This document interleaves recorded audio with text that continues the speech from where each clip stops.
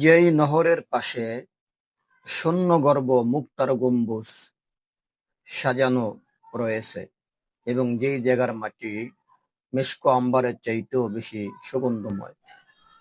আসসালামু আলাইকুম রহমতুল্লাহি বারাকাতু।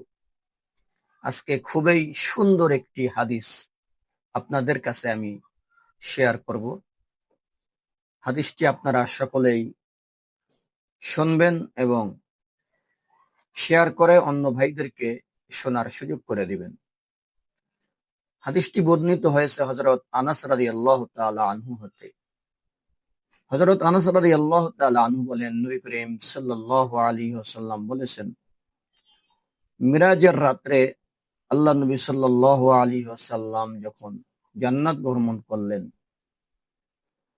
আল্লাহ নবী বলেন, হঠাৎ আমি একটি নহরের নিকট উপস্থিত হলাম, যার উভয় পার্শ্বে শূন্যগর্ভ মুক্তার গম্বুজ সাজানো রয়েছে। আমি জিজ্ঞাসা করলাম, হে জিব্রাইল, এটা কি? জিব্রাইল আমিন উত্তর দিলেন, এটাই সেই কাউসার যা আপনার রব আপনাকে দান করেছেন। তার মাটি মেশকের ন্যায় সুগন্ধময়। সুবহানাল্লাহ।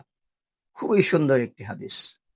আল্লাহ নবী সাল্লাল্লাহু আলাইহি সাল্লামকে যে হাউজে কাউসার দান করেছেন, সে হাউজে কাউসারের পাশে আল্লাহ রাব্বুল আলামিন শূন্যগর্ভ মুক্তার গম্বুজ সাজিয়ে রাখছেন এবং সেই জায়গার মাটি মিশক আম্বারের চাইতেও বেশি সুগন্ধময়।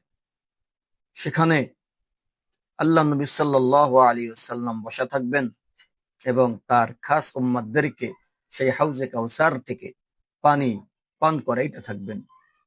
আল্লাহ তাআলা যেন আমাদেরকেও সেই দিন আল্লাহ নবী সাল্লাল্লাহু আলাইহি সাল্লামের হাতে হাউজে কাউসারের পানি যেন আমাদের কপালে জোটে, আমরা যেন সেখানে খাইতে পারি। আল্লাহ তাআলা আমাদেরকে তৌফিক দান করুন। তো সেই হাউজে কাউসারের পানি খাইতে হলে নবীজির সুন্নাত মানতে হবে, নবীজির তরিকায় চলতে হবে, নবীজির আদর্শ মানতে হবে। আল্লাহ তাআলা আমাদের সবাইকে নবীজির সুন্নাত এবং তার আদর্শ নীতি মানার তৌফিক দান করুন।